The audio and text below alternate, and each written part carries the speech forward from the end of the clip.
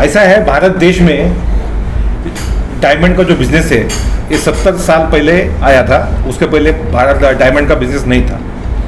इसमें एक काठियावाड़ी पटेल कम्युनिटी है जो भावनगर पालनपुर से आती है। गुजरात में जो भावनगर पालनपुर है यहाँ से आती है। और ये कम्युनिटी ने डायमंड के बिजनेस में एक मतलब स्पेशलिटी हासिल की है। और ये सब लोग पिछले 70 सालों से मतलब पहली पीढ़ी, दूसरी पीढ़ी, थर्ड जनरेशन तक अभी डायमंड बिजनेस में है। और ये लोग south Africa, Belgium, Australia, Russia ऐसे देशों से रफ डायमंड लाते हैं।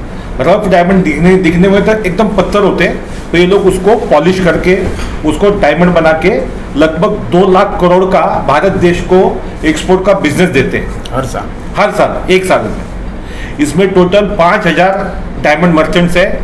उनके पास लगभग 1 लाख वर्कर्स है। इतने लोगों को रोजगार देते हैं। फिर ये जब एक्सपोर्ट करते हैं, वो जो एक्सपोर्ट का जो ऑफिस है वो भरत डायमंड बोर्ड्स BKC में इनका मार्केट है। वो मार्केट के अंदर ही मैं जाके देख के आया हूँ, कस्टम का ऑफिस है। वहाँ पे कस्टम का एडिशनल कमिश्नर और डिप्टी कमिश्नर बैठता है और अप्राइजर और वैल्यूअर होता है। और इनके थ्रू वो पार्सल जो है एक्सपोर्ट होता है।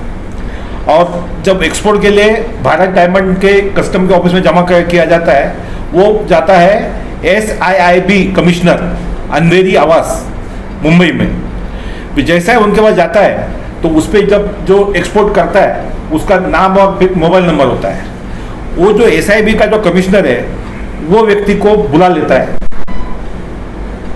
और ये हालांकि ये जो कम्युनिटी है ये डायमंड में एकदम एक्सपर्ट है, लेकिन ये लोग पढ़े लिखे नहीं हैं। इनको हिंदी इंग्लिश पढ़ने लिखने आता नहीं है, कानून की जानकारी नहीं है। तो इनको ये लोग बुलाते हैं और दिखाते कानून का, ये देखो तुम्हारे ऊपर नोटिस लगेगा, फाइन लगेगा, इतना इतना पैसा दो।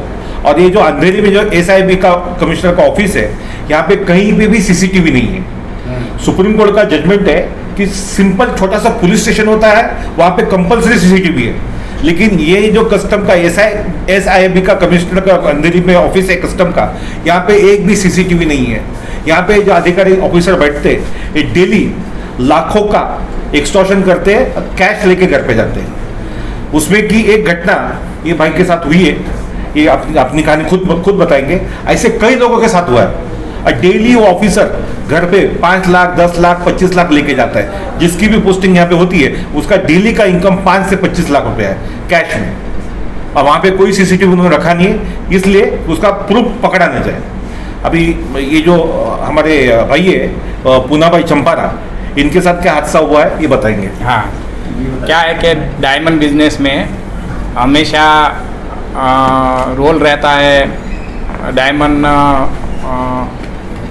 CA से बोले जाते हैं, जो पार्सल क्लियर करवाते हैं कमिश्नर से, उसका रोल ज़्यादा रहता है। कंपनी का मालिक अंदर जाता नहीं है और कंपनी का कोई लड़का क्लियर करने के लिए जाता है पार्सल।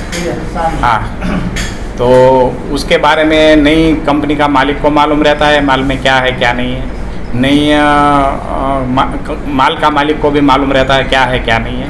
वो सब छोटी छोटी जो भी कोई भी खामी रहती है उसके बारे में वो ब्लैकमेल करके मालिक को बोला कि पैसा मांगते हैं कमिश्नर लोग और अप्राइजर लोग। और बाद में अगर समझो कि किसी ने नहीं दिया और कम देने के लिए बोला तो उसको समन्स निकालते हैं, उसके खिलाफ कार्यवाही करने के लिए बोलते हैं, उसको फाइन पेनल्टी मारते हैं। वो सब कार्यवाही सालों से चालू है। उसमें हमारे पास से भी एक कोई कंपनी में छोटा एक्सपोर्ट था, उसके बारे में 5 लाख मांगा था। वो बोला कि एक्सपोर्ट तो तुम्हारा कंपनी नहीं है लेकिन डायमंड तुम्हारा है। हमने बोला हमारा डायमंड तो है ही नहीं। ब्रोकरेज हमने किया था तो भी मेरे पास से 25 लाख रुपया मांगा। और 25 लाख मांगने के बाद हमने बहुत 8 बार हमको बुलाया और नाइट में 2-2 बजे तक बिठाया रख जाता है। और उसका साथ में एक बार साहब भी थे, 12 बजे तक वो भी रहे थे मेरे साथ। और बाद में परेशानी करने के बाद हमने बोला ठीक है जान छूटे 5 लाख रुपया ले लो सर, हमको परेशान मत करो क्योंकि हम भी डायबिटीज़ पेशेंट है, इतना ज़्यादा सहन नहीं कर सकते। तो वो भी सुना नहीं है और उसने बोला कि इतने से काम नहीं चलेगा, हमको 25 लाख दो, अगर आपको समन्स नहीं चाहिए, अगर आपको हेरेसमेंट नहीं चाहिए तो। फिर हमने 25 लाख तो हमारे पास था नहीं, इसी वजह से उसने हमारे ऊपर नोटिस निकाला और फाइन पेनल्टी का कई सारे इश्यू बना दिया, ऑर्डर कर दिया। वो सब घटना रोज़ बनती रहती है हर एक व्यापारी के साथ। उसमें कई व्यापारी ने पैसा दिया है, उसका नाम भी मेरे पास है, रिकॉर्डिंग भी है, और कहीं कौन सा ऑफिसर ने लिया उसका भी सब नाम है। और हमने जो कंप्लेंट किया है उसमें सब मिनिस्ट्री 2022 में, उसमें प्रधानमंत्री निर्मला सर मैडम जी और माननीय चौधरी जी, पंकज चौधरी जी और विजिलेंस सब में हमने कंप्लेंट किया है। और एक एफिडेविट हमने सुप्रीम कोर्ट में भी दिया है, तो उसका भी ऑर्डर भी हो गया है, उसके ऊपर नोटिस भी निकाला है सब ऑफिसरों के ऊपर। अभी आगे क्या होगा वो मिनिस्ट्री देखेंगे और न्याय तंत्र देखेंगे।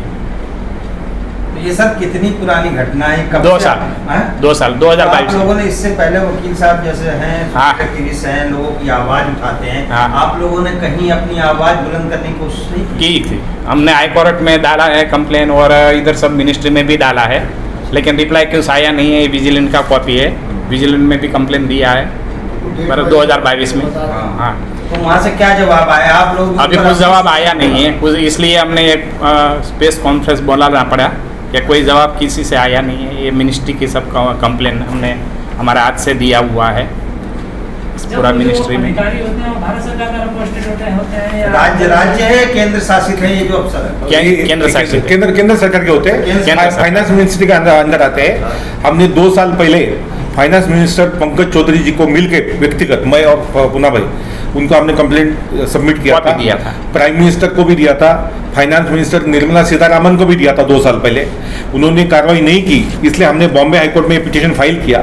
बॉम्बे हाईकोर्ट ने 29 अगस्त को इनको नोटिस निकाला है, ऑफिसरों को, कस्टम ऑफिसर को, फाइनेंस मिनिस्टर को, यूनियन गवर्नमेंट को, सेंट्रल गवर्नमेंट को। बॉम्बे हाईकोर्ट ने, बॉम्बे हाईकोर्ट के माननीय जज रेवती मोहिते ढेरे और पृथ्वीराज के चौहान साहब ने इन्होंने 29 अगस्त 2024 को ये ऑर्डर निकाला है और इनको नोटिस निकाली है। इसलिए आज ये प्रेस कॉन्फ्रेंस है। ये उगाहीबाजी जो चल रही है लोगों से, हीरा व्यापारियों से, अभी भी लगातार जारी है। अच्छा, जारी है। और 2 नंबर में जो माल निकालने में ये लोग की हेल्प करते हैं अगर पैसा देंगे तो। सर इसमें एक चीज़ बताइए कि वो कारण क्या बताते हैं कि आपको रोक लिए आप, क्या कारण बताते हैं? वो कभी ऐसा बोलते हैं कि भाई तुम्हारा आईसी होल्डर नहीं है और माल तुम्हारा है, कभी ऐसा बहाना देते हैं कि तुम्हारा माल में ओवर वैल्यू है, कभी ऐसा बोलते हैं कि तुम्हारा माल में मिसडिक्लेयर होता है कि आपकी डॉक्यूमेंट्स की कमी नहीं होता, क्योंकि ऐसा रहता है कि अप्राइजिंग होता है बीडीबी में, मतलब डायमंड मार्केट में, और जो पार्सल लॉक किया जाता है एयरपोर्ट पे। अगर अप्राइजिंग बराबर नहीं है, समझो माल बराबर नहीं है, तो अप्राइजिंग कैसे होगा? नहीं होता है ना, उधर ही पार्सल रुक जाता है। उसके कुछ डॉक्यूमेंट्स में, सर्टिफिकेट में, कुछ वेरिफिकेशन में कुछ प्रॉब्लम होती हो? नहीं, ऐसा कुछ रहता नहीं है। वो लोग निकालने के लिए कुछ भी निकालते हैं, बाकी क्लियर कर देते हैं। अच्छा। हाँ, बाकी हमारा स्टेटमेंट लेने के बाद क्लियर कर देते हैं व्यापारी लोग का। अच्छा। लेकिन क्या पैसा खाने के लिए सब मतलब सालबाजी करते रहते हैं। अच्छा। हाँ। तो ये सिर्फ आपके साथ में हो रहा है या और भी है? बहुत सारे व्यापारी हैं जिसका मेरे पास लिस्ट है पूरा। अच्छा, सबके पास से पैसा लिया है। नाम बताओ। लगभग कितनी संख्या होगी सर? नाम बताओ। क्या चीज़? हाँ बताओ। टोटल 5000 व्यापारी है, उनके साथ लगातार होता है। जिन जिन व्यापारी से उन्होंने पैसा लिया है उनकी नाम की लिस्ट है सर के पास। बताओ इसमें ना, इसमें नाम बताओ। ओके, ग्रीन कॉपी दो तो मैडम के पास। ग्रीन कॉपी दो, एफिडेविट आपके पास है।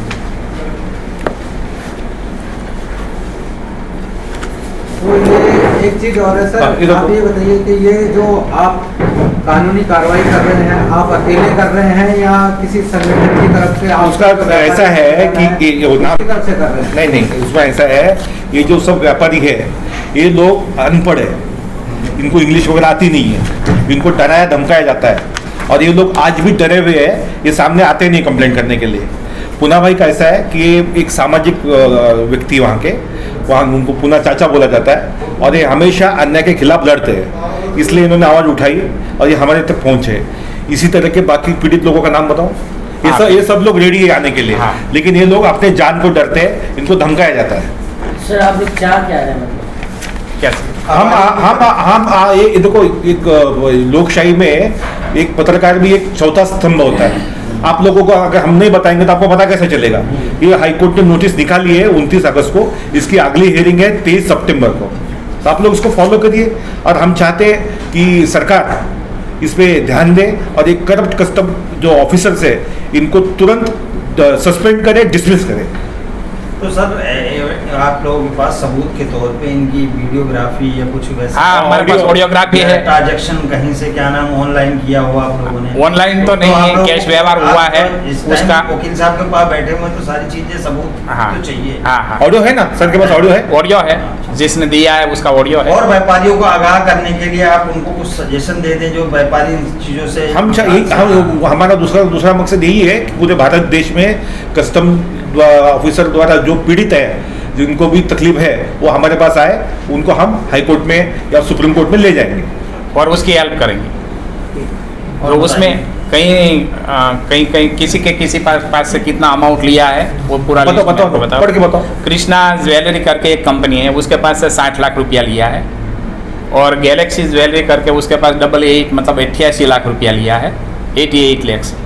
और सल्तन ज्वेलरी है, उसके पास से 60 लाख रुपया लिया है। और SNS करके एक कंपनी है ज्वेलरी, उसके पास से 1 करोड़ 28 लाख रुपया लिया है।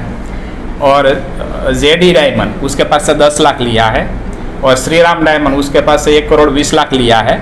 और मैं पुनः भाई मेरे पास से 5 लाख रुपया लिया है। लेने वाले का नाम बताओ, कैसे लिया वो भी बताओ। हाँ, कैसे लिया बताओ, किसने लिया? उसका उस टाइम का जो ऑफिसर रहता है कमिश्नर साहब, उसका नाम है वैभव पगार है। 2022 की बात कर रहा हूँ, जब उसने मेरा कंप्लेन किया था तभी। दूसरा है नीरज सोनी, तीसरा है अजय देशमुख, हनुमान गुजर चौथा है। और श्री सुनील यादव, श्री रोशन, श्री शिवांता सिंह, ये सब उसी टाइम ने सेटलमेंट। क्या रैंक है इन लोगों का? क्या रैंक क्या है, मतलब पोजीशन क्या है? कमिश्नर है, अप्राइजर है, ऑफिसर है। अच्छा, अप्राइजर। हाँ, अप्राइजर, ऑफिसर भी है। अच्छा, हाँ। अच्छा। आपसे 5 लाख रुपए किसने लिया, कैसे लिया? हाँ, वो पगारे साहब ने लिया था। और श्री हनुमान के पास मेरा नोटिस उसने निकाला था, हनुमान गुजर करके। उसके बाद मैं स्टेटमेंट लेने के लिए गया, मुझे बहुत परेशानी की। उसके बाद 5 लाख रुपया हमने दिया। और एक नीलेश करके जो कमिश्नर साहब का, वैभव पगारे साहब का आदमी है, नीलेश घाटकोपर। कहाँ रहता है वो? घाटकोपर में। हाँ। कैसे लिया पैसा? कैश मतलब BKC आके लेके गए थे मेरे ऑफिस से। क्या इन तमाम लोगों को तो सरकारी संरक्षण नहीं मिला हुआ क्या सरकार को? कैसे? हाँ, वो सरकार का सपोर्ट है, कस्टम के कमिश्नर है वो। हाँ, समझो ये सरकार अलग है, ऑफिसर अलग है, बराबर है। मिनिस्ट्री और ये दोनों पार्ट अलग अलग है। मिनिस्ट्री में क्या है वो शायद मालूम भी नहीं रहता है कि ये लोग ऑफिसर लोग क्या व्यवहार करते हैं। अच्छा, इतने नाम गिनाए, इसमें से कोई ऐसा भी केस आपके सामने आया जिन्होंने पैसा देने से मना कर दिया हो, तो उसके साथ क्या हुआ? ये जो अभी नाम लिखा है ना, ये सब लोग आने के लिए रेडी है। इनसे नहीं, किसी ने मना कर दिया कि हम पैसा नहीं दे सकते, ये व्यक्ति मैं हूँ ना आपके सामने। आप हैं? हाँ, आपके अलावा मेरे पास नहीं, मैं IC होल्डर हूँ, नहीं मेरा कोई बैंक अकाउंट है जिसमें मेरे को आया गया कंपनी का कोई अमाउंट है, तो भी मेरे खिलाफ से नोटिस निकाला है, शोकॉस नोटिस, और से ऑर्डर कर दिया है हाई वैल्यू का, मतलब 3-4 हज़ार करोड़ का मेरे को फाइन पेनल्टी मारा है, नहीं पैसा देने के कारण। जिसने पैसा दिया है उसका फाइन पेनल्टी नहीं मारा है।